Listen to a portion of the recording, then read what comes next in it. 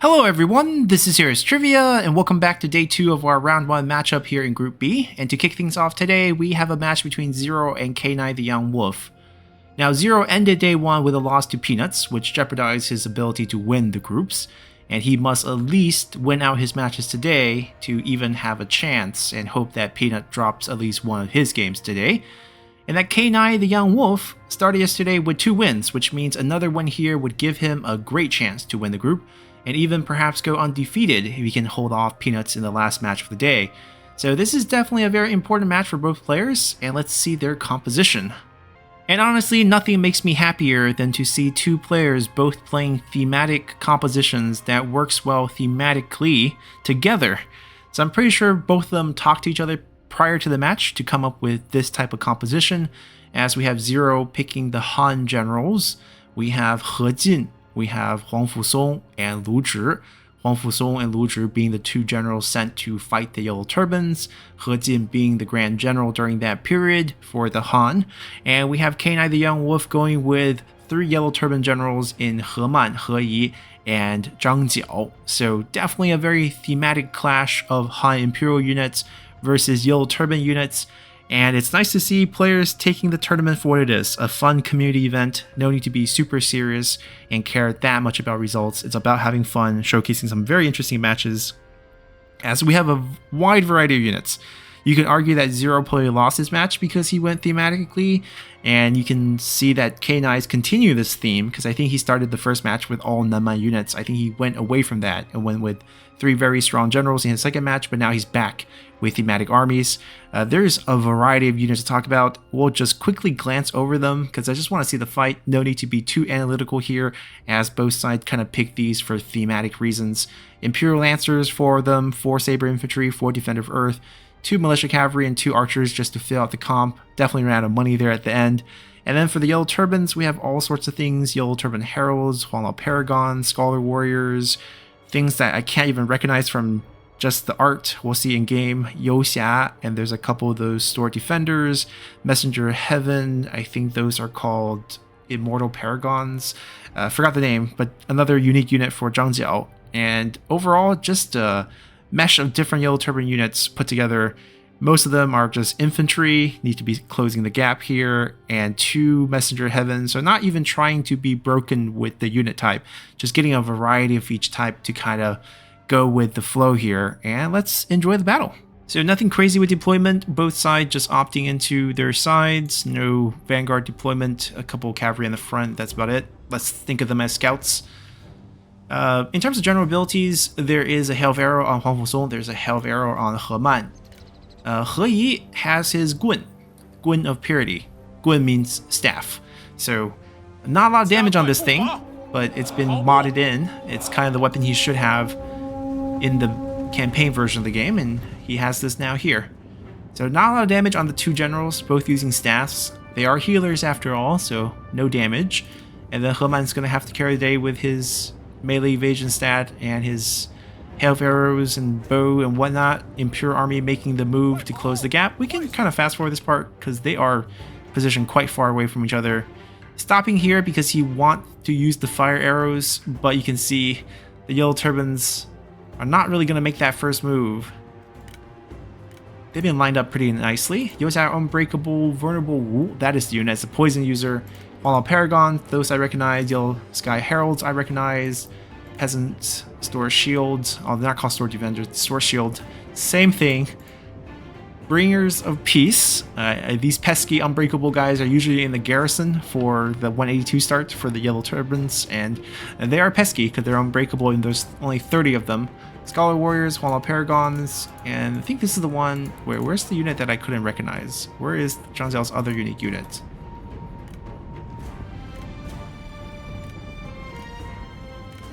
There we go. Chosen of the 8 Immortals.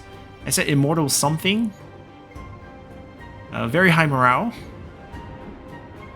Oh, we have 1 cavalry sneaking on each side. Honestly, with this forward advancement, yeah, just split and go. A general should not be going with them. That is a big mistake, but just send the cavalry out and just get this fight over with. Yeah, splitting your generals looks cool, which I guess is fine. this army comp versus each other, it's really about looking cool. And the scouts are getting crushed by the yellow turbans. Given that we're not going to be too tactical with this one, we can zoom in more and enjoy the fight, especially since nothing else is happening. Gwyn right there being used like a spear. The routing Han army, a glorious sign for the yellow turbans to start things off. And this side backed off. The general's coming in to see if they can pick on He Yi. He Yi's not backing off. He Yi's going in. With those messengers coming in to help. Fighting a strategist. Maybe there's a good chance to bring down Lu Zhi here. Lu Zhi getting a couple kills on the messengers. The second one sweeping across. The Imperial Lancer Cavalry is making their arrival. Coming through the tall grass. Crashing into the messenger heaven. Completely unaware. Another unit's coming in to stop the generals from appearing.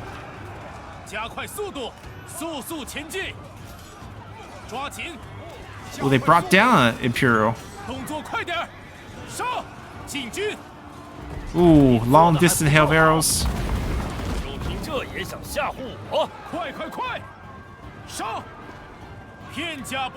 Took quite a bit of damage there. You can see messengers stay alive so long after getting charged. 3 generals, another charge. Still fighting. Definitely a great unit. If we ever get a chance to work on the mod a bit more and affect some of the units, the pricing of Messenger will definitely go up in the future mod. Right now is just such great value for what it brings. There are no range on this side, so the cavalry can actually get behind wherever they want. Apply a bit of pressure. Surprise attack to give them invisibility. He Man's going in. Only trying to get a good hail of arrow off on the infantry. Ooh, could have gone farther. Decent damage, not that great. Target selection, I think, is a little off. If you're going to shoot infantry, just get parallel or perpendicular to them, to their lines, and just shoot across. Shooting forward with this type of only 2 unit deep, only really hitting 2 units, not really worth it.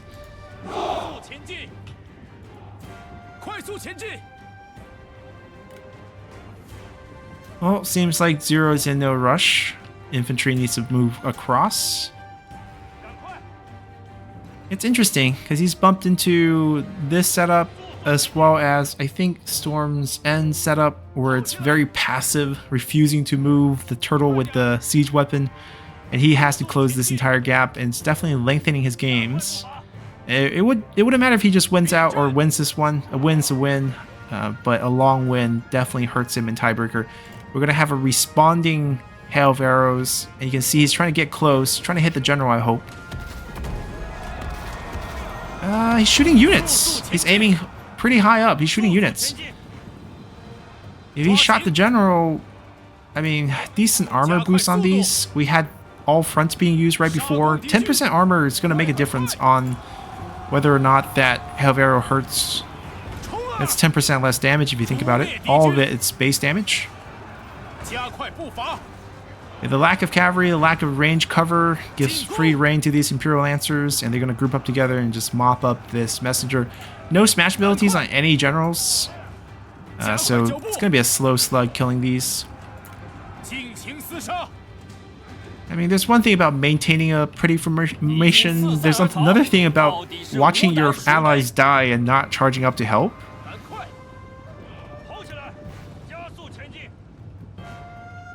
Alright. Should just creep up a bit more with the infantry. Taking it slow here. Now there we go. Because with the range advantage, you can, get it, at least get the archers into range and start shooting, forcing them to move. Oh, backing off. Wow. And maintaining a line against the cavalry angle. Very decent microing.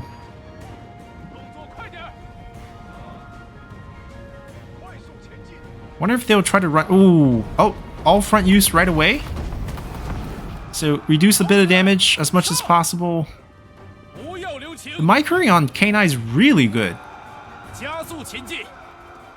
Like the timing of the ability to respond to things. Top notch. Now they just gotta pull them back. Are they gonna move forward a little bit? Yeah, they are. Look at this. Synchronized movement.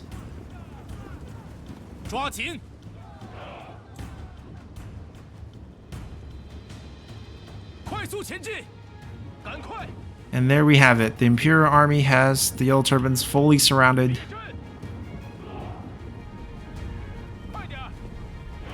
Shielding the vulnerable infantries with spear units.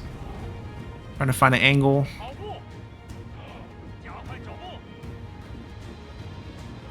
It looks like, I mean, just the micro, it looks like a lock formation setup with hotkeys, which is how they rotate them so easily.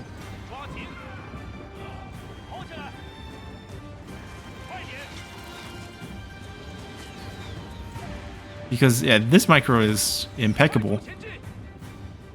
Yeah, with the archer shooting now, you have to kind of march up, or else you're just going to get slaughtered sitting here.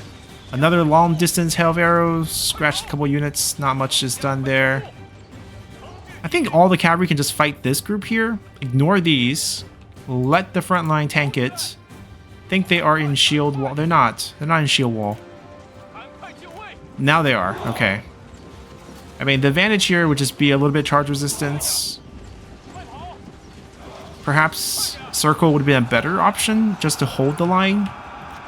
It's not going to make a big difference. The cavalry is the one that really need to get behind these units at the end there. There's also no smash ability on this side, but there's a lot of passive boost. You can see the increased melee evasion, increased morale. And he activated Zhang Jiao's one use only, extra morale, range block chance, melee evasion. The cavalry not getting a clean charge on anything. General fighting the archers. The response. Dismounted. He ran into something. Or, oh, they all decided to dismount. No. He got dismounted not on purpose. But the Yellow Turbans are dismounted on purpose. And He Yi is the first focus target. They got Lu Zhi down. So now Stifling Deluge is gone. Zhang Jiao is going to be the key player here. He's got to get killed to give his unit, surprise attack, increased damage, increased charge. You can see the cavalry coming in for the flank. Just seeing if Zhang Jiao would die here. Oh, the horse is blocking him. Oh. Clay's going to die. He Man needs to come here and do some damage. All three of their weapons are not great. So that's the problem. Zhang Jiao getting distracted with units. Ability usage to hold the line. The cavalry. Oh, we got a rear flank protecting storage shield here, blocking the rear charge. K9's micro is top notch. And you can see Zero is not even really using his side units. Definitely favor K9 with the micro here. But there's just so much you can do with the generals. Especially now the difference with the extra boost evasion. 2 sentinels basically. Versus 2 guys with only base damage. He Man has a little bit of armor piercing, but mostly base as well. I just want to see Zhang Jiao's death, because he's going to activate his ability. He needs to move a little bit here. If he's going to die, he needs to charge over here to give a bigger range to this. This is the circle. He needs to get... Oh, there we go. All these units picked it up. Invincibility for a minute. No extra damage can be done to them. But they also don't get any boost. Just basically, this is it. Just try to get some free hits. It's not perfect micro. You can see some units are getting forgotten, but just the blocks are just beautiful. Filing in here. Now, to be fair, the Han generals aren't great at clearing units either, but they have the unbreakable Defender Empire. They should carry the day, I think. Imperial Lancers not using Psycho Charge. They're getting trapped in here. Look at this. Look at this peasant movement. It's blocking them from getting Psycho Charge out. I think basically have one unit stall each defender and then free up the other units to chase whatever can be broken and break those first and slowly work your way back to the defenders. If you just clog the lane with the defenders and have the cavalry kind of free up to charge you, it's going to be rather bad. But without any generals, things are already looking very bad. Another unit got routed. Yeah, if you can kill something that can route, that's what you got to aim for. The generals weaken He Jian so that he routes. Weaken Huang Fusong, he routes. and then you have more options. You don't need this many units fighting something that's going to be unbreakable. Like, leave a Youxia with them. Unbreakable versus unbreakable. Send the others out. Break whatever you can. Protect the flank. Don't even fight, so that, you know, you can stop the cavalry from doing damage. Let your unbreakable units, or let your infantry take care of things. Some of that is going to be friendly fire, but still did enough.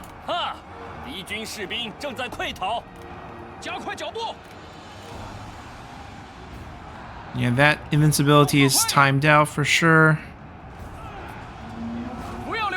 And they're trying. K9 is trying. K9's logic here with how the units are fighting are definitely correct. But it's just going to be tough. Even with the extra damage from Spear against these cavalry, the stat difference, I just don't favor them that much. The Imperial Lancers are really good. If they could get rid of one and get rid of that solidarity buff, maybe they have a shot. But I highly doubt it.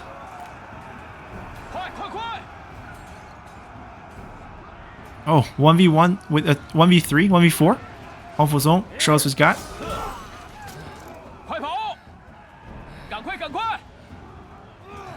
He has a slow attack rate, that's for sure. Oh, he's got styles.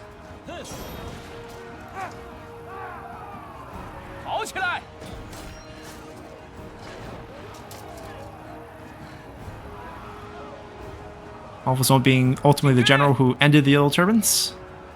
And he also did behead quite a few of them. He made a big Jingguan, which is sort of this tower of skulls that you make as a general to show off and also to tell your enemies. Strike some fear into them.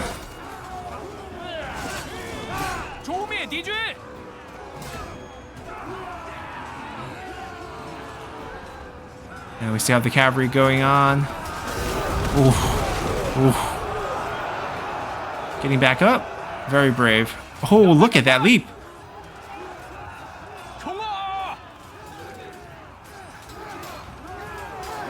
Yeah, that mace versus the shield and spear just does not look like the mace can win.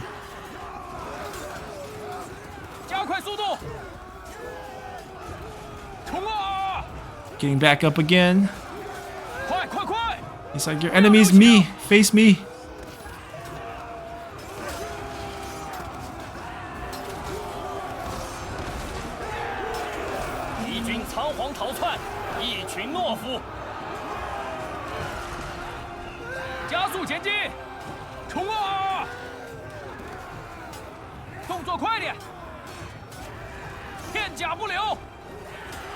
I was kind of hoping this guy would die already so I can look over there at Youxia, but he is resilient. My god. How many holes does he have on his body? Got knocked down twice. Oh, that hole did it.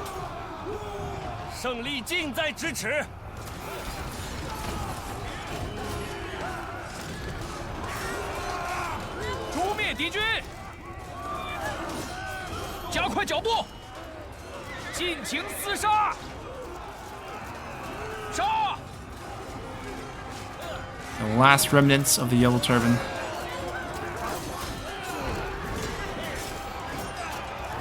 Wedzin comes in. Goes after the other unit first.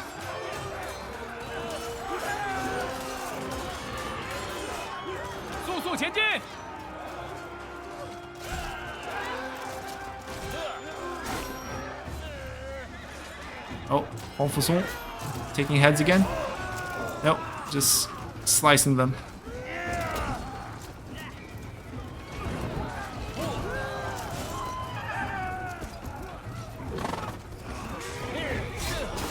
Oh, both of them. Alrighty, what a victory. Definitely sort of a unit comp situation. Both players decided to kind of play out this type of thematic battle.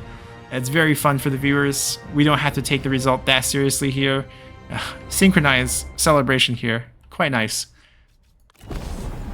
And despite the loss, I think K9 displayed some very excellent micro abilities with what he had and did a very good job fighting this Han army And congratulations, Zero, for the win. And hopefully both players continue to do great things in the tournament ahead.